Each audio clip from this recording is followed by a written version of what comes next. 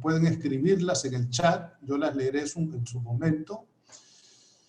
Si desean hacerlas a viva voz, también lo pueden hacer, solamente que me indican, enviándome un chat, que quieren hacer una pregunta y en su momento yo les voy a pasar la palabra. Así que, estableciendo que esas son las reglas, saludos a la magistrada Durán. Entonces, le paso la palabra a Imer. Imer, por favor, adelante. Muchas gracias. Buenas tardes a todos. Quiero comenzar por agradecer a Jorge Llanareas la presentación, así como a Sebastián Rodríguez y los demás colegas del Instituto Iberoamericano de Derecho Constitucional en la sección Panamá, por ser nuestros anfitriones en esta ocasión, así como a los miembros de las demás secciones que nos acompañan. Es un gran gusto verlos. Esa es una ventaja de este formato, que uno puede también ver a los amigos, aunque estemos a la distancia, y en ese sentido quizás no hay que ver nada más lo malo, sino también lo bueno. Nos ofrece estas grandes posibilidades de acercarnos y de estar trabajando constantemente, y sí, seguramente habrá momentos para ya luego reunirnos físicamente, estar todos juntos, y eso será también de un gran provecho para todos. Entro en materia. El título es Constitución, Derechos y Pandemia, Reflexiones desde México, pero quisiera comenzar por leerles un pequeño extracto de un relato. Comienzo. Producida por la influencia del aire o por nuestras iniquidades, lo cierto es que esta calamidad fue enviada a los mortales por la justa cólera de Dios. Había nacido en Oriente, donde hizo perecer a muchísimos habitantes. Luego, sin detenerse, se extendió de país a país, siguiendo su ruta hacia Occidente, cayendo al fin sobre nuestra desdichada ciudad. Pueden pensar en Panamá o en la Ciudad de México. Contra ella fracasaron todos los esfuerzos de la previsión humana, ni los oficiales encargados de sanear la ciudad, ni la prohibición de que se permitiera la entrada de ningún apestado, ni las más prudentes precauciones, así como tampoco las más humildes plegarias dirigidas todos los días a Dios por las personas piadosas. Quienes estaban libres de contagio adoptaron un plan de conducta opuesto a toda caridad humana. En el estado de aflicción y de miseria a que la ciudad se vio reducida, la venerable autoridad de las leyes humanas y divinas se había como disuelto al no haber magistrados que las hicieran ejecutar. Cualquier semejanza con la actualidad es mera coincidencia, pues este relato procede de la introducción al Decamerón de Boccaccio, escrita en 1351, y el autor alude a la ciudad de Florencia, azotada por la gran peste de 1348. Comienzo con algunas reflexiones sobre la naturaleza de la calamidad, de la pandemia. Mencionaré algunos temas de los efectos, las implicaciones que veo a grandes rasgos, el tema de las respuestas jurídicas, para luego centrarnos en los tres grandes puntos que diría yo que son nuestros temas, que es el tema de la Constitución, el tema de los controles, el tema de los derechos y, bueno, la tensión que hay hoy en día entre estos derechos. Comienzo con el tema de la naturaleza de la pandemia. Más allá de si la pandemia obedece a la justa cólera de Dios, me parece que no es un mero hecho natural, sino social, pues en efecto, pues es un efecto muy negativo del cambio climático, del daño ambiental y de la pérdida de biodiversidad, todos atribuibles a la especie humana. El doctor Fauci, a estas alturas creo que todos lo conocemos, pero es un gran epidemiólogo en todo el mundo. Todo el mundo estudia con sus libros, digamos, regresando a lo que decías de García Maínez. Ha caracterizado la pandemia por COVID-19 por su virulencia como proteánea, en honor a Proteo, el hijo de Poseidón, el profético dios del mar, y como tal elusivo, flexible, mutable, versátil y capaz de asumir muchas formas. Elusividad, flexibilidad, mutabilidad, versatilidad, son esos grandes temas que caracterizan a esta pandemia. Nótese cómo el espectro es tan amplio, hay gente que no tiene síntomas, hay gente que tiene leves problemas, hay gente que tiene mayor o menor, y vamos subiendo hasta los que tienen que llegar al hospital, tienen que ser internados, tienen que usar respiradores, y a los que también llegan a morir. Entonces, como verán, la enfermedad está cubriendo un espectro muy amplio, aunque originalmente se pensaba que nada más afectaba a personas mayores. Como habrán visto, también el número de decesos en otras edades también ha sido un factor muy determinante. Como saben, la pandemia es global, comenzó en China, pero ha llegado a todos los confines del planeta, y las respuestas locales han sido diversas, desde unas muy radicales y fuertes hasta otras muy moderadas y suaves. Hubo quienes primero minimizaron la situación y después tuvieron que cambiar sus estrategias, desde la misma Organización Mundial de la Salud hasta Boris Johnson en el Reino Unido. Unos salen con fórmulas mágicas como si fueran el doctor Dulcamara del elixir de amor, otros creen ser inmunes o estar protegidos, parecen ser incrédulos o al menos eso aparentan. Y la pregunta obligada, ¿tarde o temprano cambiarán su actitud? Lo ideal habría sido temprano, pero como dicen, más vale tarde que nunca. Y pienso claramente en Jair Bolsonaro, Andrés Manuel López Obrador, Donald Trump y la figura que ustedes tengan en mente. En este orden de ideas, estoy convencido que el problema es a la vez global y local. Me gusta mucho jugar con esta imagen de lo local, ¿no? Cómo interactúan esas esferas desde la global hasta la más local, y todas esas posiciones. Y aunque las respuestas también han tendido a ser locales, insisto, también deberían ser globales. Una respuesta, hasta ahorita nos hemos centrado en respuestas unilaterales, cada quien viendo como para sí mismo, y no hemos logrado entablar cuál tendría que haber sido una respuesta multilateral, solidaria y coordinada. Obviamente, uno pensaría que desde Naciones Unidas, pero de diferentes organismos regionales también no podríamos pensarla, ese tipo de respuestas. Obviamente que la idea esta de que sea tan variable, tan flexible, sugiere también cómo ha habido una gran variedad de respuestas en todo el espectro, desde estados autoritarios hasta estados democráticos, cómo ha habido buenas y malas prácticas en unos y en otros, cómo ha habido buenos y malos resultados en unos y en otros, pero trataré de centrarme en las respuestas jurídicas o típicamente jurídicas. Una de ellas, que es la típica imagen del estado de suspensión de garantías, con limitaciones o restricciones absolutas o cuasi absolutas, temporales, y que luego tendrían que revisarse, me parece que esa respuesta pudo haber estado ahí en algún momento dado. Me parece que no era necesariamente la mejor. A mí me gustaba esta otra respuesta, que es la que ha prevalecido, diría yo, de declarar estados de contingencia, de emergencia, con limitaciones o restricciones a derechos relativos. De alguna forma, podría sugerir que hay algunos, dentro de esa misma posibilidad, hay algunos extremos. Algunos casos podemos pensar con prohibiciones y sanciones, para bien y para mal. El caso, por ejemplo, de Paraguay, que inclusive tiene gente procesada por haber salido al cajero la noche anterior al que tenía que ir a trabajar, y lo detuvieron y están enfrentando un proceso penal. Me parece que por ahí quizás a lo más que tenemos que haber pensado tendrían que haber sido sanciones administrativas, creo yo. O bien, como en el caso de Uruguay, que se hizo a través de exhortaciones, y aquí está Eduardo Esteva, quien nos podrá luego contar alguna cosa más de eso, pero el ejemplo que me ponía en algún momento dado me parecía muy emblemático.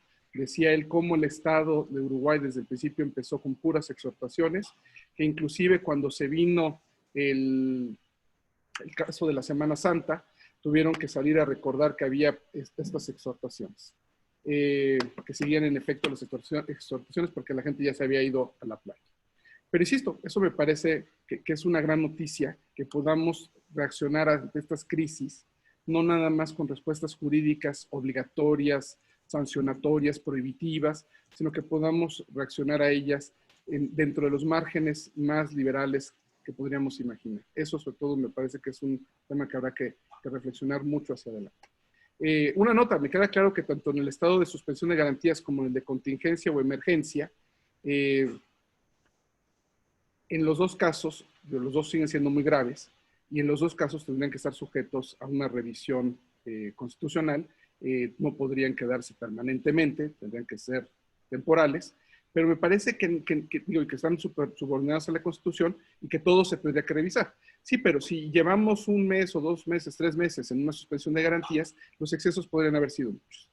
Ciertamente, con limitaciones o restricciones desde un estado de emergencia, un estado de contingencia, me parece que esas mismas tendrán que ser revisadas, y de hecho están siendo revisadas, y eso me parece que es una buena noticia, y por eso me parece que el escenario es mucho mejor, el de estado de emergencia, aunque tenga sus problemas, no digo que sea infalible. Me parece, y quisiera yo como destacar cómo, siguiendo con la cita que hacía al principio de Boccaccio, cómo la prevención también falló, ¿no? En este caso. Creo que todo mundo sabíamos que ahí venía el lobo, ahí venía el lobo, ahí venía el lobo, y por incredulidad o por inacción, como quieran ustedes verlos, no se actuó.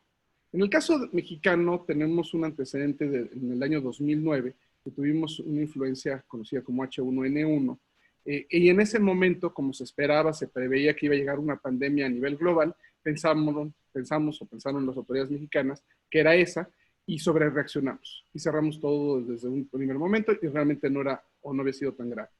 Y ahora en 2020 parecería que en reacción a esa sobre reacción de aquel momento, ahora estamos subreaccionando. Ciertamente la reclusión, el aislamiento, el confinamiento, me parece que por sí mismo es una buena medida. El problema es cuando ese hacinamiento está en condiciones de extrema pobreza, en condiciones no necesariamente de higiene, y a eso le sumaría yo el tema de los refugios, de la falta de refugios, y concretamente el caso de los refugios para mujeres. En el gobierno actual, con una, creo, errónea o equivocada estrategia de austeridad, han ido cerrando diferentes espacios y entre ellos se habían cerrado los refugios para mujeres maltratadas, víctimas de violencia familiar, y entonces ahora como que las condiciones de aislamiento, confinamiento eran necesariamente regresarlas a sus casas, someterlas a sus casas con sus maridos, o mandarlas a algún otro espacio donde quizás quedaran más recluidos un número mayor de personas en un espacio muy pequeño. Pero insistiría en cómo me gusta más esa lógica que decía yo, más liberal, más de entender la lógica de los derechos, como en Alemania, que todo el mundo tenía derecho a una hora de paseo, y me parece que una de las cosas que más daño nos podrían haber hecho en este momento es no nada más los riesgos a la salud física, sino también a la salud mental, el ejercicio, el caminar, me parece que eran una forma correcta de actuar.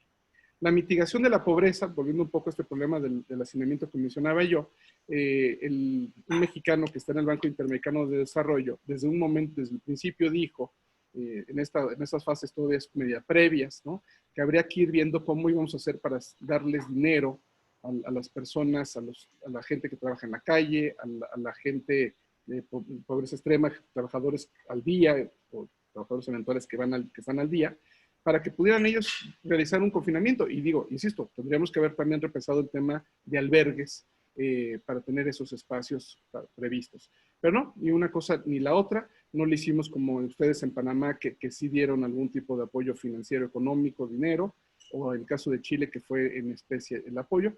Y nosotros ya aprovechamos para hacer una reforma muy pomposa a la Constitución, para reconocer el mínimo vital, pero pues todavía no surtirá efectos porque estamos prácticamente parados en los temas, digamos, de política interna y de procesos políticos.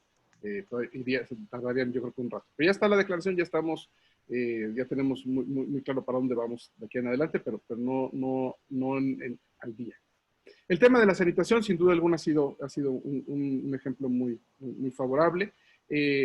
Las buenas noticias colaterales de todo esto es que hoy por hoy los niños se enferman, o las personas están menos enfermas de problemas del estómago, de cuestiones digestivas, atribuible en buena medida parecería ser al tema de que tenemos condiciones de mayor cuidado hoy en día. Pero bueno, estoy cerrando con la parte no jurídica, la parte más amplia. Nada más quisiera agregar una nota más con relación a que México es un estado federal. En ese sentido, me parece que tendríamos también que retomar ejemplos de otros estados federales. Ahí uno de los ejemplos más notables es el de Angela Merkel en Alemania, donde ella con los 16 Landers, los equivalentes a los gobernadores, se pusieron de acuerdo en cuáles tenían que ser las medidas, cuáles tenían que ser las reglas, y actuaron como un solo cuerpo. Dentro de la pluralidad hay esa unidad. En cambio, nosotros, me parece que el presidente más los 32 gobernadores, cada quien jala por su cuenta. Los espacios que el presidente dejó fueron ocupados por algunos de los gobernadores. A algunos de los gobernadores les salió también su vena autoritaria, impusieron toques de queda. Dado que no estamos ante una suspensión de garantías, esos toques de queda eran claramente inconstitucionales. Y bueno, pues esos temas me parece que dejan entrever muy bien que necesitamos repensar y llegar a un verdadero federalismo colaborativo y no nada más a esta simulación de que lo estamos. Y bueno, esto reforzará uno de los temas que me parece como muy relevante, lo dejo ahorita lo retomo. Lo que de alguna forma surgió fue otra vez el verticalismo, el autoritarismo vertical desde el presidente, una cosa muy propia de nuestro presidencialismo mexicano, y entiendo que que de la región, pero bueno, dejaría un poco eso para ya entrar en la parte como más estrictamente jurídica. Como saben, todas las constituciones tienen dos funciones principales, la determinación de los derechos y la división de poderes. Y la división de poderes, como diría Montesquieu, para limitar el poder y para controlar el poder mismo. Entonces, hoy en día tenemos que tener en mente también la nueva división de poderes, los órganos constitucionales autónomos, cómo encaja todo eso en esta discusión y entonces cómo tenemos diferentes órganos, diferentes controles. No sé, claramente estamos hablando de los controles internos, pero no estoy olvidándome tampoco de que haya controles externos a partir de lo que hace la comunidad internacional, de la crítica que pueden hacer diferentes actores internacionales a otros actores internacionales. Pero sobre todo me interesa más como hacer referencia a los controles inter o intrapoderes, incluidos, decía yo, los órganos constitucionales autónomos, estos controles típicamente políticos, el Congreso en México ha estado básicamente ausente, están reunidos en comisión permanente, no sesionando en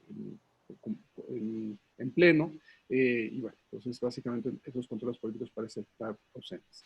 El caso de los controles jurídicos, digamos, pensando en la Corte sí ha tomado algunas decisiones, no necesariamente todas que me parezcan necesariamente las correctas, pero sí ha tomado algunas muy relevantes.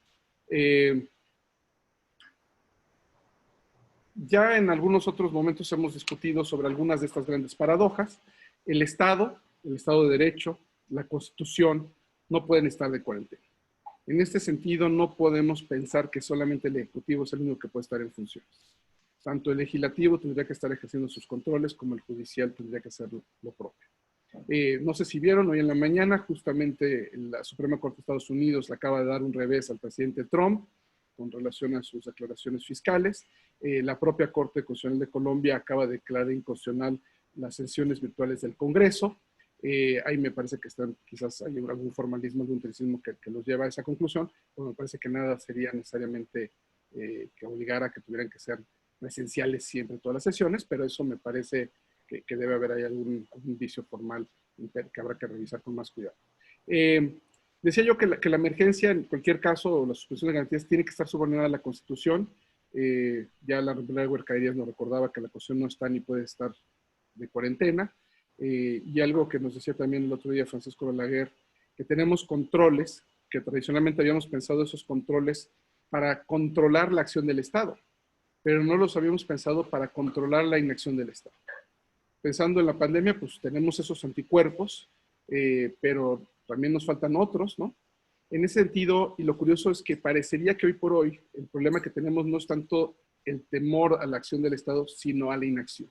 En el caso mexicano, el gobierno federal, el gobierno nacional, se tardó mucho en convocar al Consejo de Salubridad, se tardó mucho en tomar o empezar a tomar medidas, insisto, un tanto por incredulidad, otro tanto por querer estar protegidos, otro tanto por minimizar, pensar que esto era un problema de la élite que tenía la posibilidad de viajar a Vail, a esquiar, y habían entrado en contacto con los italianos y solamente ellos se iban a contagiar. Pero bueno, lo que voy, y otra de esas fuertes paradojas que ya adelantaba, era cómo cuando yo estaría más preocupado de que el Estado actuara de más, ahora estoy preocupado de que actúe de menos. Y en ese sentido también yo pensaba que esto daba un escenario muy interesante o muy favorable para que alguien fuera autoritario, fuera totalitario, fuera arbitrario, y parecería que no. Parecería que en lugar de ir por toda la suspensión de garantías, se optó por minimizar y mantener el estado de cosas como si no estuviera pasando nada, y limitarse a mantener esta idea del control vertical del poder desde el centro, desde el presidente, hacia todas las esferas. Pero bueno, con relación al tema de los derechos, que es el que me interesa como para dedicarle este último tercio, diría yo, de mi exposición, les quisiera recordar, ya Jorge nos hacía favor de mencionar que yo soy un gran fan de los temas de teoría del derecho, filosofía del derecho. Para mí las referencias a Ronald Dworkin, a Robert Alexy, son obligadas. Yo les recordaría algunas ideas muy básicas de cómo Dworkin, en el modelo de reglas 1, decía que había diferentes tipos de estándares jurídicos y que los estándares jurídicos no todos eran reglas, sino que había otros estándares jurídicos que llamaré en principio principios, ¿no? Y que dentro de esos principios estaban los derechos. Y ya para el modelo de reglas 2, que es una diferencia de 5 años entre el primer texto del 67 y el de 1967 y luego 1972, Dworkin ya explicitaba mejor la idea de que lo relevante no era que fueran dos estándares, sino cómo interactuaban entre sí, cómo los principios, los derechos, servían para justificar la existencia de las reglas, la aplicación de las reglas. Y en ese sentido, esa distinción, me parece que Alexis la retomó, tenía clara esta idea, y él repitió mucho estas imágenes de entender los derechos, digamos, la diferencia entre reglas y principios, las reglas unidas en cadenas de validez, los principios entrelazados, amalgamados entre sí, las reglas aplicadas a modo de todo o nada, los principios teniendo esta dimensión de peso o de importancia que variaban de caso en caso, en unos casos con mayor o en otros con una mayor importancia, una menor importancia. Pero sobre todo a lo que quisiera yo llegar es que en esta forma de entender las tensiones entre los derechos, cualquier limitación o restricción a derechos humanos tendría que estar justificada. Y en ese sentido, esas justificaciones las mantenemos o las justificamos a través de los grados de razonabilidad, a través del test de proporcionalidad. Y me parece que ahí es donde está el quid del asunto. Y por qué me insistiría yo en que la versión de Dworkin es mucho más poderosa que la de Alexis. Me parece que cuando Alexis carga los dados con su test de proporcionalidad, con su fórmula del peso, cuando él empieza a asignarle pesos a los diferentes derechos, pues acaba cargando los dados. Y me parece que rompe con esa idea de entender que las reglas son mandatos de maximización, se maximiza una y se minimiza la otra, en tanto que los derechos son de optimización. Tenemos que encontrar el óptimo, el punto de equilibrio, el punto del balance, el punto más alto en el que los diferentes derechos que estén en conflicto sean compatibles y se puedan hacer valer. En ese sentido, me parece que Dworkin, que entiende, creo, mejor esta idea de que los principios están entrelazados, están amalgamados. La metáfora, no sé si estén familiarizados con los muéganos, son unos pedazos de harina con una melcocha, una melaza, entonces están todos entrelazados, pegados. Si uno quiere agarrar un pequeño pedacito de harina, un pequeño muégano, se le vienen todos los muéganos. Así funcionan los principios, así funcionan los derechos. A la hora que yo hablo de un derecho, no puedo hablar nada más de un derecho como aislado de los demás, sino que tengo que hablar de todos los derechos que están entrelazados, amalgamados, porque todo eso entra en el mismo terreno de los valores, de los principios, y que todo eso es un mundo unitario, unido. Aunque haya una pluralidad de valores y principios, todos a final de cuentas comparten que son ese mismo gran principio, o ese mismo gran valor, o están en esa misma gran esfera. En ese sentido, insistiría yo que para mí los conflictos o tensiones de derechos, Alexis dice que no son conflictos, sino colisiones, bueno, no tengo problema, las colisiones, conflictos, tensiones de derechos, se tienen que resolver, creo yo, encontrando puntos de equilibrio, encontrando el punto en el que sean compatibles. Y en ese sentido, me parece, y por eso decía yo que el tema o el punto que me interesa más para redondear en mi exposición, o insistir en mi exposición, es el tema de los derechos y cómo tenemos que entender estos temas de las restricciones y las limitaciones y su justificación. Una primera ejemplo que me parece como muy fundamental que habría que tocar es el tema del derecho a la información y el derecho a la verdad. Entiendo que por no querer asustar a la gente, por no querer causar pánico, por diferentes razones, todas ellas me parecen válidas, pero pragmáticas, no podríamos pasar por encima del derecho a la información, del derecho a la verdad. Creo que tenemos un derecho a conocer la verdad, pero primero habría que llegar a la verdad, primero habría que tener los mecanismos para poder acceder a la misma. Pero no sé, si en el caso mexicano, si no practicamos autopsias, ¿cómo sabremos cuál es el número real de decesos? Hay un estudio que hace referencia al número de certificados de defunción emitidos por la Ciudad de México entre marzo y mayo, independientemente de las causas, dice, aumentaron en 126%. Se duplicaron, digamos, y un cuarto más, ¿no? Entonces, en comparación con los mismos meses de los años 2016 a 2018.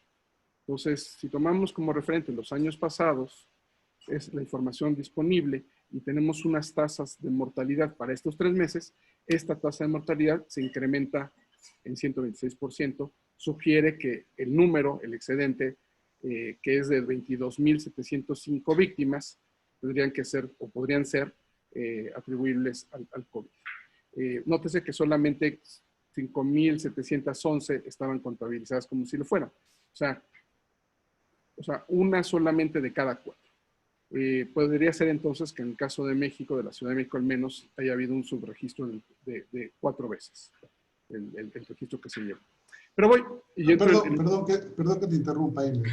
¿Podrías precisar otra vez? O sea, que el número de casos reportados podría ser 1 de cada 4 casos reales. Exacto. O sea, 5.700, si lo multiplicamos por 4, nos da un número muy cercano al 22.705 que te había dicho. ¿Y eso es válido para la Ciudad de México? Eso es un dato que salió en el periódico del lunes para la Ciudad de México. Entonces, y el dato, además, déjame, insisto en una nota, soy, como todos creo, la gran mayoría de los que estamos aquí, abogados, ¿no? Pero no le tengo miedo a los números, y no le tengo miedo, y me parece que hacemos muy mal nosotros cuando no entendemos que tenemos a veces que hacer este tipo de argumentos para entender qué es lo que se está perdiendo. Entonces, no se pierde quizás completamente el derecho a la verdad o la información si nosotros podemos reconstruir parte de la verdad. Parte de la verdad es que parecería ser, al menos en esos términos, que hay un subregistro de gente muerta por COVID, al menos para el caso de la Ciudad de México, haciendo este estudio. Si el estudio lo hace a nivel nacional, tendrías un número, creo que podría dar una indicación, un sugerente. Y nótese, si me van a decir que, es que la gente se murió de otras cosas, y eso no es grave, eso no es una violación a derechos humanos, eso es un problema de derechos humanos, entonces creo que tendríamos que repensar algunos de sus argumentos jurídicos con este apoyo, esta evidencia, voy a decir más bien empírica, ¿no? Entonces, bueno, el tema que me interesa sobre todo es que sí, el derecho a la salud está muy bien, vamos a protegerlo, vamos a pensar, yo soy el primero que está en esa lógica, entiendo y quisiera poner muy, muy clara la idea, pero sí quiero ver cuáles son las limitaciones y restricciones que se justifican y cuáles no se justifican. Sí creo que tenemos elementos para tener herramientas para ver cuándo sí, cuándo no. Lo de que las limitaciones y restricciones, siguiendo el test de proporcionalidad, sean necesarias, sean idóneas, sean proporcionales, me parece que ese es un gran test y no tenemos por qué cargar los dados. Entonces, va algunas reflexiones.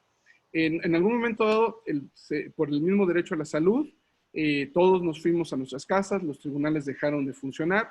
Aquí en México, el acceso a la justicia quedó trunco un rato.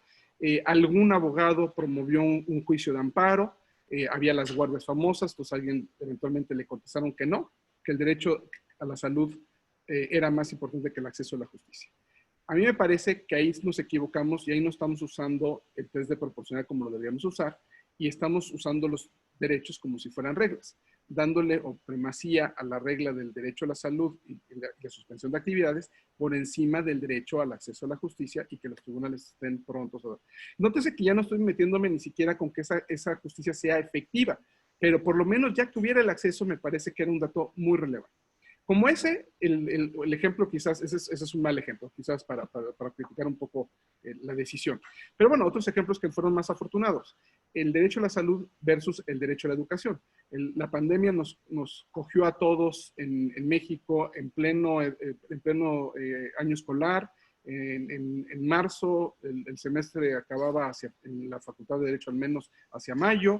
Y no sé, la posibilidad de dar clases en línea o a través de la línea, me parece que salvó el problema de alguna forma en ese caso. Y eso quizás lo único que nos quede es, de alguna forma, yo diría, estar muy agradecidos con los desarrollos tecnológicos, los avances tecnológicos. Yo creo que esta capacidad que tenemos hoy en día de reunirnos a través de estas plataformas, no la teníamos hace 5 años, ni 10 años. O eran muy limitadas quienes podrían haber tenido acceso a eso. Entonces, en ese sentido, como verán, no se cancela el derecho a la educación, y si hoy por hoy la discusión, sobre todo en Estados Unidos, es que la educación se va a ir en línea, no creo que haya una violación en sí misma si la educación se mantiene en línea. Eso no creo que necesariamente tenga un problema, porque al menos estamos pudiendo acceder a la educación, y quizás, no sé, quizás sea una forma para solucionar problemas añejos que tenemos en el tema educativo. En el caso de México, el tema de la educación, el problema de la educación masiva, ¿no? El problema de no necesariamente tener los lugares para todo el mundo, pues creo que eso puede ser una solución dentro de todas estas quizás malas noticias. Hay algunas creo que pueden ser muy buenas. Esa me parece que puede ser otra. Pongo otros ejemplos de los que hemos visto aquí en México. Por ejemplo, se suspendieron un par de elecciones. Teníamos previsto 2 elecciones importantes para el domingo pasado, que fue el 5 de julio. Teníamos previstas 2 elecciones, una en Coahuila y una en Hidalgo. Se decidieron suspender las elecciones y de alguna forma, a mí me parece que fue excesiva la medida, pero me parece, entiendo la lógica, se limitan los derechos político-electorales a votar y a ser votados. Todavía no hemos avanzado en México en tener la suficiente confianza para un voto electrónico, para un voto en línea, pero quizás ese sería otro tema que tendríamos claramente que pensar. Pero me trato de explicar dónde veo el problema. El problema lo veo en que en el caso de Hidalgo, tienen previsto que si no se celebra la elección de ayuntamientos, el Congreso local podrá nombrar a quienes se funjan como consejos municipales, como ayuntamientos. Entonces tenemos una norma que soluciona el problema en caso de que no hagamos elecciones. Pero en el caso de Coahuila, que se elige el Congreso del Estado, no hay esa norma de quién nombraríamos. Y nótese, y si le tuviéramos la norma que dijera que el Congreso nombra a los ayuntamientos, pues ni siquiera tenemos al Congreso nombrado y no tenemos la regla de quién nombraría el Congreso. Estoy hablando del Congreso local. Y en ese sentido, me parece que ahí estaríamos denegando los derechos. Y ya no nada más pensaría en el derecho a elegir a las autoridades, sino el derecho a tener un gobierno, y eso pondría en riesgo muchos otros servicios, creo yo, o muchas otras instancias del gobierno local, y me parece que ese tema tendríamos que haberlo repensado de otra forma. Digamos, confiamos que habrá tiempo suficiente para que se puedan hacer elecciones de aquí a enero, para que estos puedan entrar en enero, pero las condiciones no necesariamente pintan tan claras como para pensar que se va a poder hacer esas elecciones físicamente. Lo que creo, insisto, es que tendríamos que ir previendo cuál tendría que ser la regla para nombrar eventualmente a los del Congreso local y estos a su vez a los de los ayuntamientos, como si lo tienen previsto algunos de los otros estados que están en la cuestión. Uno de los ejemplos que más me ha gustado, y ese lo retomo de Alemania, que en ese sentido otra vez no ha sido sorpresa que Alemania se vuelva un referente obligado y además con buenos ejemplos. No sé si lo vieron, pero por ejemplo, esta cuestión de que un grupo quería hacer una manifestación, querían protestar, querían cuestionar la forma en que el Estado estaba actuando, las decisiones arbitrarias, totalitarias, etcétera, que el Estado estaba tomando, o la localidad en la que estaban, y pidieron que se les permitiera hacer una protesta, y la autoridad les dijo, no, estamos en épocas de pandemia, aquí no entra su derecho a la asociación, expresión, manifestación, reunión, y mucho menos a la protesta. Lo impugnaron, el Tribunal Constitucional alemán les dijo que sí tenían derecho, porque la misma protesta estaba pensada para garantizando que todos iban a guardar distancia, que todos iban a ir con cubrebocas, que se iban a minimizar los riesgos, etcétera, etcétera, etcétera. Y entonces no puedes cancelar un derecho porque, es que la salud de todos. Digo, sí me parece que es un argumento válido la salud de todos, pero no para acabar limitando, restringiendo los derechos de todos o de algunos. Y en ese sentido creo que tenemos que encontrar los puntos de equilibrio y que podemos encontrarlos. Y me parece que ahí el Tribunal Constitucional alemán lo logró. Las libertades de creencias y pensamiento, me parece que eso es bien interesante porque se acordaron ustedes que uno de los primeros grupos de congregación siempre son las iglesias, ¿no? Y de los primeros que dijeron van para atrás las iglesias. En Estados Unidos diferentes grupos pidieron que les dejaran, les dijeron que no, que ahí por la cercanía, salvo que espaciaran y salvo que celebraran más misas o más ritos con más tiempo y más espaciados, etcétera, etcétera, que podría ser una opción. Pero ¿qué surgió? Al menos para el caso mexicano, y a mí me ha parecido un grato ejemplo, y trato de explicarme en qué sentido. Digamos, en las diferentes arquidiócesis, ¿no? La de la Ciudad de México, la de Guadalajara, las principales, están transmitiendo la misa del domingo a través de televisión abierta. Lo cual capto que para un estado laico secular como el mexicano, para algunos que luego toman muy a pie juntillas, muy a pie de la letra la idea, les parece que es un exceso, que cómo estamos transmitiendo, ¿no? A mí me parece que si no tuviéramos abierta ese canal, efectivamente habría una violación a los derechos de libertad de creencias, de pensamiento y de ejercicio de los ritos propios de su religión, y que justamente el abrir los canales de televisión abre una válvula de escape. Y lo que creo, y eso me parece que nos debería, es una nota un poco, digamos, aparte del tema que estamos viendo el día de hoy, el tema de la libertad y de la secularidad, etcétera, no puede llevarnos a una neutralidad pasiva del Estado. El Estado alega o pretende ser neutral y no hago nada. Porque eso, al final de cuentas, siempre refuerza el status quo. Creo que aquí tenemos que entender que a veces el Estado tiene que ser un poco más activo. Y sí, me queda claro que si el Estado le niega ese mismo acceso a la televisión a otros grupos religiosos, pues estaríamos mal y ahí habría un motivo para un amparo.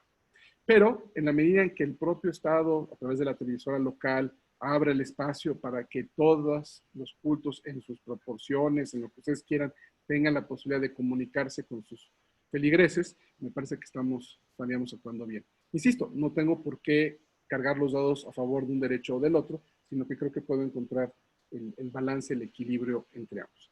Y bueno, el tema muy claro de la libertad de movimiento o de tránsito, entiendo que en algunos lugares fueron más rígidos en que no puedes ir a tal lugar, no puedes ir a tal otro, no puedes moverte demasiado. Me parece que puede ser un tanto excesivo eso. Me queda claro que ir al domicilio, digamos, estaba claramente exceptuado, pero limitar tanto el tema del movimiento tránsito me parecería complicado. Entiendo, insistiría yo, que salvo que hubiéramos declarado una suspensión de garantías, ahí me parece que en ese momento sí estaría muy claro, muy contundente esa justificación para eso, pero en un esquema de emergencia me parece que no daba para llegar a esta suspensión. Y bueno, y lo cerraría con un último ejemplo para jugar con alguno de los casos que se vuelven los más relevantes y más interesantes, ¿no? Este caso de lo que estaba pasando en Estados Unidos, en Florida, ¿no? La libertad para usar o no usar el cubrebocas. Y bueno, me queda claro que no puedo obligar yo a nadie a ponerse un cubrebocas.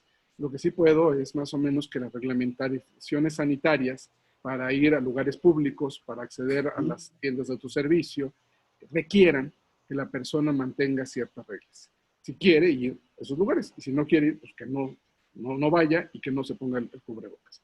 Pero bueno, los quiero dejar con una nota positiva. Creo que he tratado de señalar algunas o varias que me parecen positivas. Sí, creo que hay algunas notas negativas, pero creo que en general el balance hasta ahora ha sido bastante bueno. Los dejo con esta nota de que después de la borrasca todo tiempo será mejor. Muchísimas gracias, Jiménez. Todo será para adelante. Sobre todo por ese pensamiento positivo del final, que después de la borrasca todo será mejor. Yo estoy seguro que acá todos estamos preguntándonos cuándo será eso. Sobre todo porque inicialmente las expectativas eran muy conservadoras en cuanto a esto, cuánto iba a durar. Y no es lo mismo decir que vamos a tener unas medidas restrictivas por un fin de semana, por 2 semanas, por un mes, por 2 meses, y ahora resulta que tenemos 4 meses y estamos a la mitad del problema. Entonces creo que el tiempo, no sé cómo tú evaluarías, cómo Alexis respondería ante eso, o cómo Dworkin respondería ante la dimensión del tiempo, una medida que se puede justificar por un periodo de tiempo, y en qué momento del tiempo se convierte en un exceso.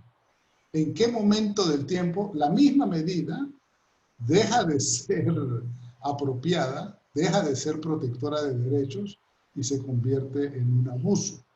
Claro, yo sé que tú mencionaste lo del control parlamentario, control legislativo, y eso también es algo que yo entiendo de lo que he escuchado a los colegas en toda América Latina, que eso en todas partes ha sido un problema, el no reconocer esos controles y el proceder a legislación de emergencia, etc. Así que te dejo esa preocupación de arranque, el problema de la dimensión del tiempo, porque, insisto, no es lo mismo hablar de que vamos a proteger el derecho a la salud haciendo una medida de 2 días o de 2 semanas que lo que nos está ocurriendo.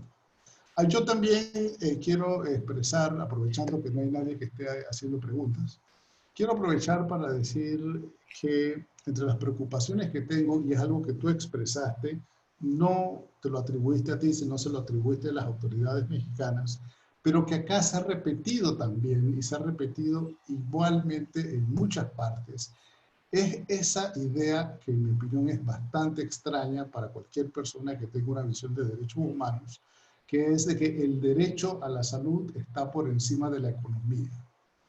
¿De la qué? De la El derecho a la economía, salud por encima de la economía. sí. Sí, entonces esa idea de que el derecho a la salud está por encima de la economía, más o menos lo que comunica es que la economía es ese espacio vituperable de la existencia humana en donde los ricos y avaros explotan a los demás, sin reconocer que el derecho al trabajo, el derecho a generar ingresos y el derecho a tener los medios para subsistir por sí mismo es uno de los derechos humanos más fundamentales que puede haber, y que ese derecho humano fundamental nunca se va a satisfacer en ausencia de una economía. Así que hay ese problema adicional de, además del tema, la dimensión del tiempo, eso que la gente ha dado en llamar economía y que me parece que está gobernado por un sentimiento, ni siquiera digo un pensamiento, sino por un sentimiento capitalista un poco alucinado, ¿no? Donde todo lo que tenga que ver con la economía de alguna manera se refiere a una dimensión inferior de la existencia humana. Así que te dejo esos dos problemas para escuchar tu reacción en ausencia de que ahora mismo no hay otras preguntas. Ok. Digamos, empiezo con el segundo, creo que entra como en la lista que estaba haciendo yo de tensiones entre los diferentes derechos, ¿no? Me parece, digamos, en ese sentido, si lo vemos como el derecho al trabajo, como la libertad de comercio, efectivamente parecería que si lo tomamos como a ultranza y el derecho a la salud prevalece, y entiendo parte de la lógica de algunos de pensar que pues, estamos, que no me limiten, me pueda poner yo a trabajar, a vender todo lo que yo quiera, pero creo que regresaríamos a esta idea de que las regulaciones podrían limitarnos los horarios, de los tiempos. Ahorita pongo un ejemplo que no se me había ocurrido con relación a esto. Es la producción de cervezas. Ahorita te cuento eso. ¿Cómo digamos, yo creo que sí hay un problema ahí, no podríamos a ultranza pensar en la salud y se para todo, ¿no? Entiendo que pues, la libertad de comercio, la comida, pues hubo mucha gente que no necesariamente se frenó y le ha ido muy bien en estos momentos, pero insistía, creo que también tenemos esta idea de los horarios, tenemos esta idea de que no pueden llegar a cualquier lugar, a cualquier hora, en cualquier condición. Entonces, los tapabocas, los diferentes medidas que creo que se han adoptado, me parece que esa parte sería la cara buena y decente donde creo que podríamos claramente defender. Sí, pero aquellos que tienen mucha prisa por regresar a sus niveles de ingresos tradicionales, efectivamente parece que están pecando de egoístas. Creo que uno de los temas que no enfaticé lo suficiente, pero es la solidaridad humana, como quizás la pandemia no necesariamente ha sacado lo mejor de nosotros, también ha sacado algunas cosas no necesariamente buenas, pero creo que en ese sentido entiendo el punto, entiendo la crisis, entiendo y veo muy bien que la crisis por la pandemia nos va a traer varias crisis, y una de ellas va a ser una crisis económica, una recesión en mayor o menor medida, y en ese sentido creo que claramente va a haber muchos problemas interesantes que habrá que ir viendo, y parte de lo que decía yo de las medidas que no se tomaron, cuando teníamos que haberle garantizado a la gente que tuviera sus mínimos para subsistir. De alguna forma era supliendo su derecho al trabajo. Sí, la lógica del derecho al trabajo es que tú tengas a través de tu trabajo los medios para poder subsistir. Pero si te voy a limitar tu libertad de trabajo, pues tendría yo que al menos garantizarte los medios para subsistir. Uno de los ejemplos que me pareció muy interesante y también varió mucho en diferentes regiones del país y cómo lo entendieron en diferentes lugares del país, pero una regla fue considerar a las cervezas como no actividad esencial y se limitó la producción de cervezas. Yo no le veo la correlación, pero el punto estaba ahí.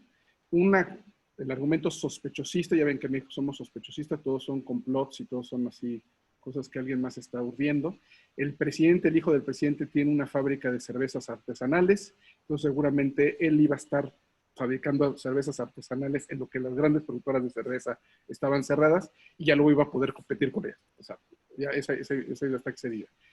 Parte de las lógicas que estuvieron atrás de esta idea de la cerveza, porque en algunos estados la llevaron todavía a un extremo más amplio.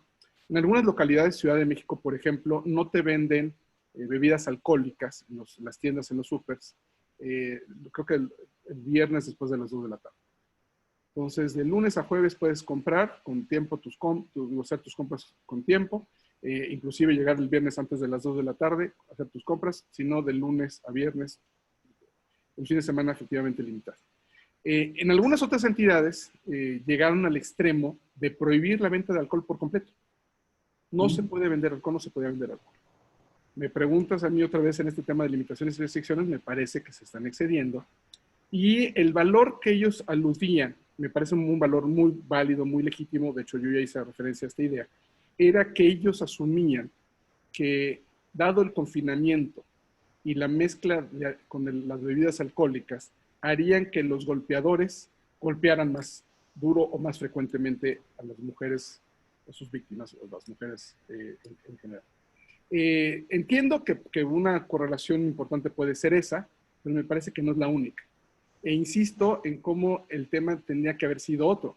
Tendría que haber sido el tema de hablar de los refugios para mujeres golpeadas de antemano. El problema no es, no necesariamente es el alcohol o no necesariamente el confinamiento. El problema es la violencia en sí.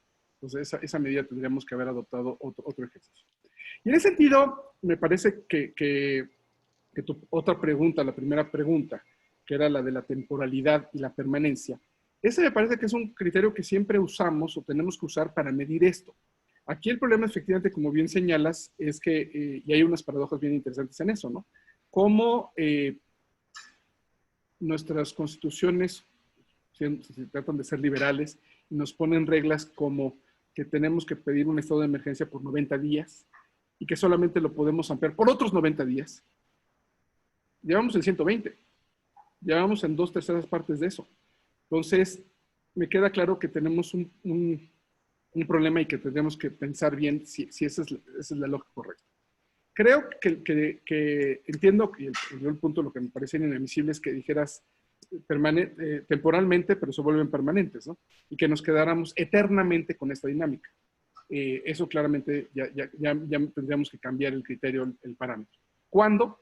Pensaría yo cuando ya no hubiera condiciones de peligro, de riesgo, cuando los efectos de la enfermedad ya no fueran a la alza, si fueran a la baja, me parece que ya no se justificaría. Creo que en tanto siga habiendo los índices actuales, al menos en el caso mexicano, en el caso de México, me parece que se podría justificar que se extendieran estas medidas. No quiero decir indefinidamente, porque sí entiendo que además la regla es que las vas definiendo temporalmente por 90 días, por otros 90, y nos vamos a seguir con otros 90 pues, hasta que podamos regresar a una normalidad que ya no va a ser la normalidad de antes, ¿no?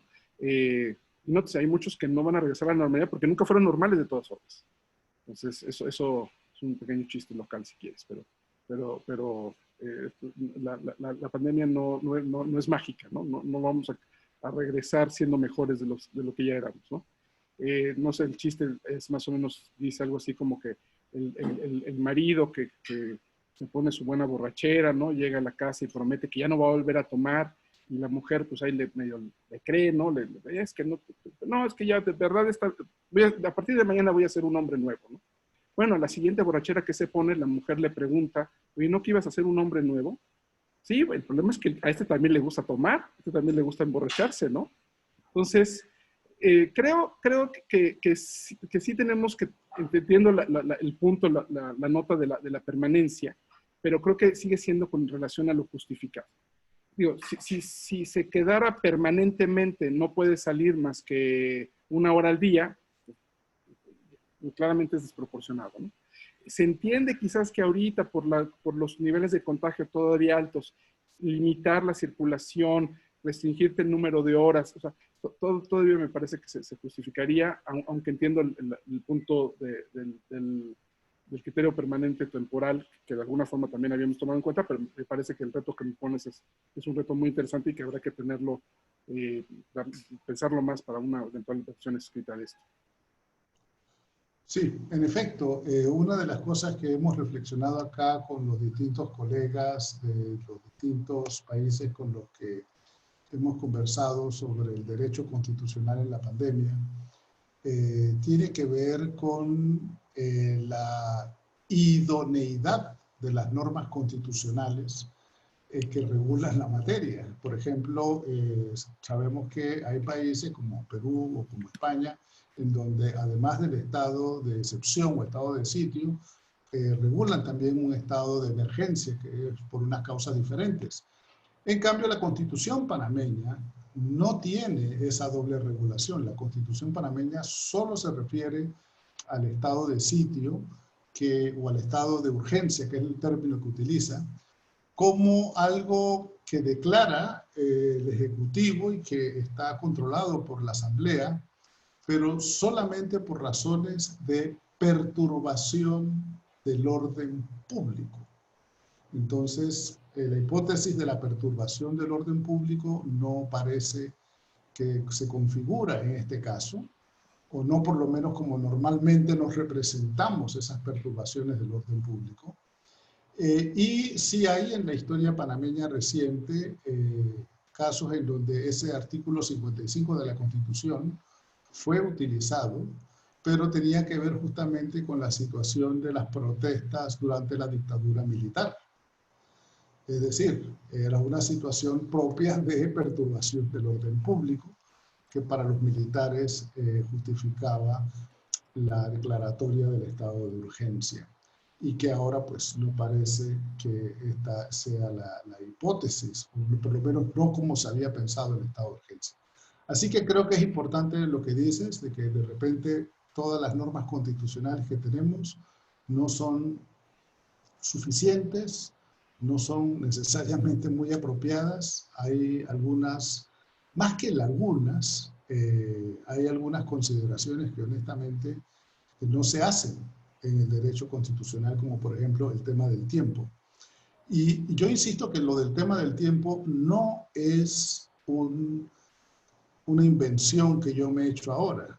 Es que ahora tenemos información de que el pico de la pandemia lo vamos a tener en Panamá es a finales de septiembre, pues posiblemente octubre.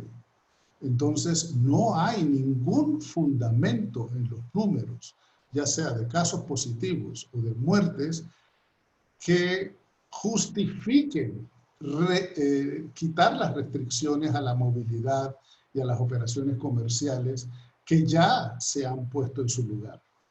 Ahora, la pregunta es, ¿eso por qué ocurre? Esto ocurre porque estamos ante un Estado totalitario que quiere tener encerrados a los ciudadanos.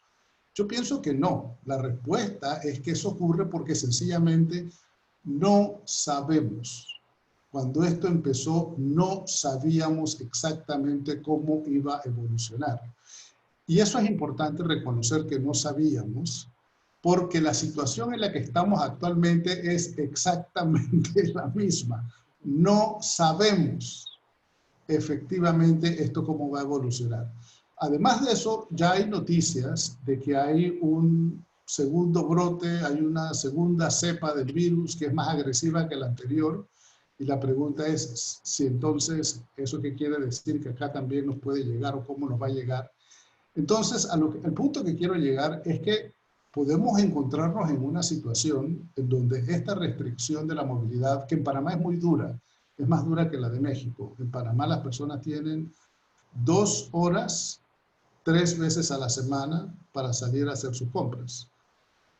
Excepto si vas a trabajar, entonces, bueno, las personas que tienen que trabajar tienen un salvoconducto, etcétera, y bueno, los salvoconductos son más de los que debería haber, creo yo, pero eso es lo que tenemos, los salvoconductos.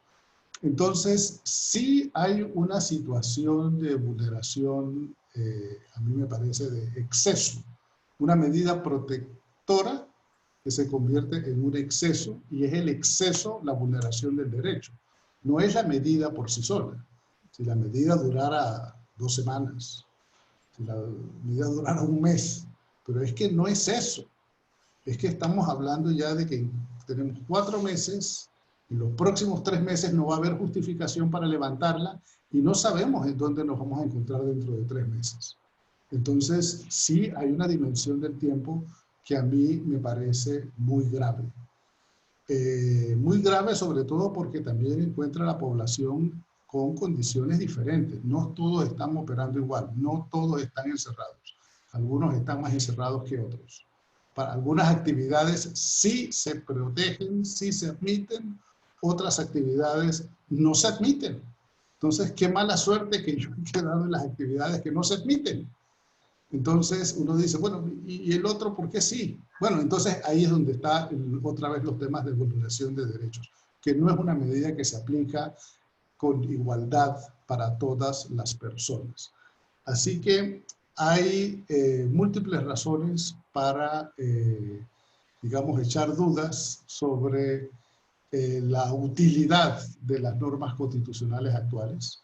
Y pienso que cuando ya haya más conocimiento, se entienda mejor qué es lo que nos ha pasado, por qué nos ha pasado, cómo nos ha pasado, y pueda haber eso que Max Weber llamaba el cálculo racional para la próxima pandemia. Entonces, creo que va a ser necesario modificar nuestro marco constitucional para hacerlo más apropiado para manejar situaciones de este tipo, que en mi opinión, lo que tenemos de la Constitución ahora mismo malamente sirve para justificar las cosas. Por ejemplo, en la Constitución panameña se permiten restricciones a la movilidad en atención a la salud pública. Y es ese artículo el que está utilizando el gobierno. Es un artículo sobre salud pública y es un artículo sobre restricciones a la movilidad de las personas, pero en realidad eso no cubre el amplio espectro de situaciones que se reportan sobre restricción a los derechos de las personas, como por ejemplo, tú bien mencionaste, el derecho al trabajo, el derecho al comercio. Eso no está cubierto por eso, sino que es una consecuencia de la restricción a la movilidad de las personas. En Panamá, como en gran parte de América Latina, el trabajo informal es un porcentaje enorme de la actividad económica y se calcula que puede ser hasta un 40 y 45% de la población económicamente activa que deriva sus ingresos del trabajo informal. Así que no estamos hablando de un pequeño grupo, no es una cosa minoritaria, estamos hablando de un gran problema. Así que esos son mis comentarios sobre lo que tenemos. No sé si hay alguien que desea hacer alguna pregunta, algún comentario sobre esta conversación. Acá tengo una pregunta del profesor Eduardo Esteban Galiquio. Pregunta el profesor, ¿cuál es en México la relación entre las recomendaciones de la comunidad científica y las decisiones gubernamentales?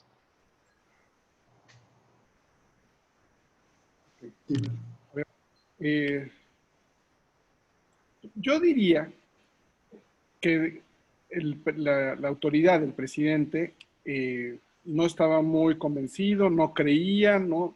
Pero sí tuvo que ceder al final de cuentas ante los datos duros de la comunidad científica. Digamos, su subsecretario de salud es como alguien muy dedicado a este tema. Entonces lograron, creo, explicarle la seriedad y la gravedad del tema, aunque él, y nosotros ya tenemos elementos más claros para pensar qué pasa con gente como Bolsonaro y con Trump y con Andrés Manuel, no es que no se pongan el cubrebocas, sino que no les gusta aparecer con el cubrebocas. Entonces, entiendo que sí le lograron explicar la situación, entiendo que sí, a final de cuentas, la comunidad científica ha logrado explicar los datos, y de alguna forma, mi sensación es que el juego desafortunadamente está también en el terreno político, en el terreno de las elecciones, en el caso de Estados Unidos de noviembre. Sabrán que Andrés Manuel fue justamente el día de ayer a visitar a Trump. Entonces, justamente el tema son los temas de las elecciones. Nosotros tenemos elecciones intermedias en México el año que entra, y aunque el presidente no tiene por qué estar en la boleta, a él le interesa arrastrar y jalar votos para la gente de su partido. Entonces, eso es lo que creo que desafortunadamente priva más. Yo siempre te lo he dicho, pues, admiro mucho al caso del Uruguay, donde creo que la gente entiende que hay que poner el interés general por encima de los intereses particulares o de grupo. Reforzando la contestación a lo que Jorge me preguntaba hace rato, a veces los intereses mezquinos de algunos, ¿no? Entonces, bueno, ya no les conté el resto de las citas de los párrafos del Boccaccio, pero él hacía referencia a algunos que creían que no pasaba nada y que había que seguir disfrutando la vida normalmente, ¿no? Creo que en cierta medida había mucha gente muy incrédula. Creo que hoy por hoy ya la gente sí cree que algo está pasando, y entramos ya en los niveles normales de duda, ¿no? De si nos están informando con veracidad, si los números son reales. El subsecretario de Salud siempre ha sido muy metodológico y siempre ha dicho, bien, aquí tenemos estos números que son los que tenemos confirmados. Y pues calculamos que los números deben ser más altos, y de repente ha cambiado un poco el factor de por cuánto los multiplica, porque va haciendo sus estudios, va haciendo sus números, de repente le aparece que tenemos muchos, de repente va ajustando los factores. Entonces yo pensaría que lo científico y lo técnico sí tiene cabida y debe tener cabida, pero desafortunadamente sí somos un país todavía muy, permítame decirlo, muy digamos, voy a decir bananero, o sea, de que todavía estamos en la lógica de los políticos y de los intereses de unos cuantos y del grupo, que no están viendo verdaderamente por un interés general más amplio. En ese sentido, creo que sí hay un problema serio, ¿no? Ahora, como dice Jorge, o sea, pero a ver, yo diría un poco esto de, no sabemos, y no vamos a saber, me queda un poco claro la línea, ¿no?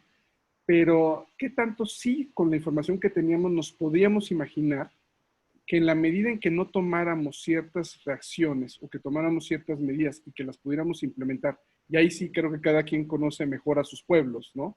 Yo, insisto, el tema de los trabajadores informales me parecía como muy claro que desde el principio iba a ser un gran tema, porque si había un número de personas que tienen que salir a trabajar sí o sí porque viven al día, pues iba a haber puntos de contacto necesariamente.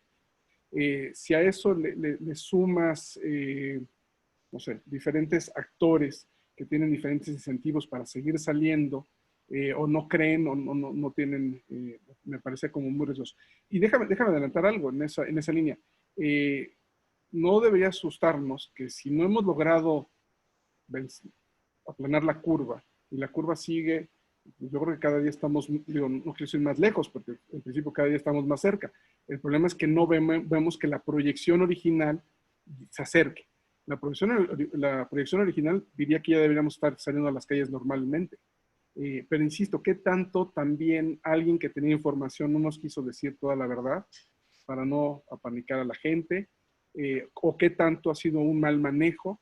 ¿Qué tanto hay casos exitosos? Creo que sí hay casos exitosos donde se ha logrado, insisto, el caso de Uruguay y de Paraguay, unos con exhortos y los otros con prohibiciones y sanciones, ahora donde lo que tienes son problemas otros, ¿no? Tienes a gente procesada por haber salido al cajero. Entonces, absurdo, creo que por ahí no era la medida, y eso nos deberá llevar a las reflexiones de largo plazo. Digamos, creo que con eso más o menos reacciono un poco a lo que me preguntaba Eduardo. También de pasada insistiría, yo creo que sí necesitamos acercarnos de más evidencia, de más información. Entonces, digamos, lo pondría por lo pronto ahí. Muchas gracias, Himer. Yo no sé, Eduardo, si quieres decir algo más. El micrófono, Eduardo. Ahora sí. ¿Sí? Sí. Excusas, Sí. perdón. Digo, la pregunta era pensando en la situación uruguaya. El comienzo fue el siguiente. El Sindicato Médico del Uruguay, que es una asociación que reúne a la mayor parte de los profesionales médicos de todas las especializaciones, sostuvo que era necesaria un confinamiento total. Esa posición originalmente fue sostenida también, fue apoyada por el expresidente Tabaré Vázquez, reconocido médico oncólogo, ¿verdad? Y 2 veces presidente de la República. Ante eso, el actual gobierno decidió no cuarentena, solamente exhortaciones. Existe un decreto que establece algunas limitaciones, ¿verdad? Pero nunca se llegó al punto de imputar por desacato a alguna persona. El paso siguiente, y con esto termino, fue la creación de un grupo asesor científico honorario, el GACH, se le llama acá. Ese grupo está encabezado por 3 científicos uruguayos de pleno reconocimiento mundial. Un médico, un biólogo y un matemático. Ellos estructuraron un esquema en el cual participan hoy cientos de científicos uruguayos que formulan recomendaciones al gobierno vía la Oficina de Planeamiento y Presupuesto. El gobierno ha decidido, desde que creó el grupo, que la decisión política le compete exclusivamente al Poder Ejecutivo y al Presidente de la República. Y hasta el momento prácticamente los consejos han sido llevados a realidad por la vía de resoluciones del gobierno. Ese era un poco el fundamento de la pregunta, de cómo en el Uruguay se pasó de una instancia a otra, y que está precisamente en el orden, y consideramos muchos que es uno de los aspectos que puede explicar la hasta ahora satisfactoria actuación del Estado uruguayo en el tema. Nada más que eso. Muy bien, muchas gracias, Eduardo. Bueno, Imer, te doy unos minutos para cerrar, para un mensaje final. Ok, buenísimo. Decía yo en algún momento dado, muy al principio, insisto, esta nota que decía yo de ahí viene el lobo, ahí viene el lobo, ahí viene el lobo, ahí viene el lobo, desafortunadamente creo que ahí nos equivocamos. Ahí yo en retrospectiva, pero pues eso es muy fácil siempre decirlo, creo que nos equivocamos en muchos lugares, porque ahí lo que tenemos que haber sido es haber sido más radicalmente más intrusivos, ¿no? Si ahí hubiéramos hecho suspensión de garantías y hubiéramos cerrado fronteras, pues no hubieran llegado el virus, ¿no? No lo hicimos, entonces actúo o trabajo con los datos que sí tengo, ¿no? No con los que me hubiera quizás, con los que me imaginaría que podríamos haber visto. Pero entre esos datos, efectivamente uno de los que se tardaron mucho en México, insisto, el presidente lo minimizó, pensó que iba a ser un problema que iban a tener solamente los ricos que salen al mundo, que viajan, que van a Baila a esquiar y que se enferman porque entran en contacto con los italianos. Y el Consejo de Salubridad, que es una instancia que tendría que haber entrado a funcionar desde el principio, no se convocaba y no se convocaba, y fue más o menos la sociedad civil, la academia, los que insistimos en que tendría que convocarse al Consejo de Salubridad. Y entonces el Consejo de Salubridad lograron, insisto, digamos, esa parte de la pregunta que decía hace rato, que sí se entendiera la gravedad del asunto y que se necesitaban adoptar medidas y que, porque originalmente planteaban que la cuarentena debería haber empezado hacia los principios de abril. Y la lograron presionar para que se adelantara 2 semanas para empezar hacia el 20 de marzo, más o menos.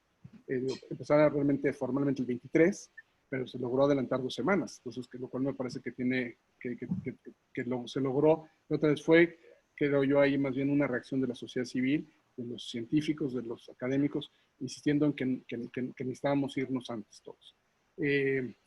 Digamos, porque estaban haciendo el cálculo que era Semana Santa más otra semana, pues con 15 días que se encierre todo el mundo la vamos a librar. Sí, pero ya estaba el virus, ya había llegado el virus. Entonces, de nada iba a servir ese cálculo y se necesitaba tomar una decisión un poquito más drástica. Y regreso quizás, y eso sería quizás como para redondear algunas de las ideas, a la importancia que quería yo sugerir de la metodología y de no necesariamente caer a la Lexi con fórmula de peso, darle más peso al que te guste. Ahorita derecho a la salud, gana todas al derecho a la salud, gana todas. No, sino encontrar, porque sí creo yo más en esta lógica del test de proporcionalidad, de que las limitaciones y restricciones tienen que ser necesarias, tienen que ser idóneas, y ahorita podemos trabajar un poco ese punto, y lo de la proporcionalidad, es decir, que no acaben anulando o menoscabando un derecho. Si las medidas se vuelven permanentes, claramente acaban anulando o menoscabando un derecho. Todavía no hemos llegado hasta allá. Estamos todavía en una fase en la que la medida aparentemente es temporal, aunque va a ser mucho tiempo. Eso te lo concedo. Pero entonces la pregunta es esta idea más bien de idoneidad. ¿Qué medidas han sido idóneas? Yo creo, y estoy convencido que sí, la sana distancia, los cubrebocas, los tapabocas cuando estás en contacto con alguien, pues si no estás en contacto con alguien, ¿ni para qué te lo pones? Pero bueno, si te vas a acercar a alguien, me parece muy sensato que tengamos que usar el cubrebocas, el tapabocas. La sanitización permanente, lavarse las manos con agua y con jabón, con gel, con desinfectante, todo lo que quieran, me parece muy sensato. Entonces sí creo que hay muchas medidas que podemos ir a revisar. No sé, quizás ahí nosotros hemos sido muy permisivos, ustedes suenan más restrictivos en esto de tener nada más 3 horas para, bueno, 3 veces acá nadie nos pregunta cuántas veces salimos, podemos salir todos los días, pero creo que el distanciamiento físico esa es la clave. El tema, aquí hubo muchos casos de gente que todavía mantuvo fiestas en plenos momentos de pandemia. Entonces, asumo que ustedes son igual de tropicales que nosotros en algunos de estos aspectos, ¿no? De fiesteros y parranderos y jugadores, y que entonces, pues, eso no ayuda.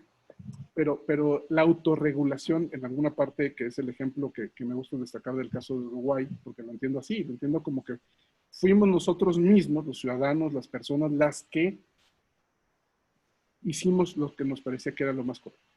Y en ese sentido, me parece que esa es una buena noticia de entre todos este mar de malas noticias, pero creo que esa es una que nos puede ayudar para el futuro. Insisto, para ir identificando cuáles son esas medidas que sí son idóneas y cuáles no lo son. Lo de que tengan que salir nada más 3 veces me parece que, a mí no me parece que necesariamente resuelve el problema. Si sales, si de todos modos no mantienes distancia, si sales a reunirte con los amigos y no guardamos, me parece que hay algunas cosas que no estamos haciendo bien.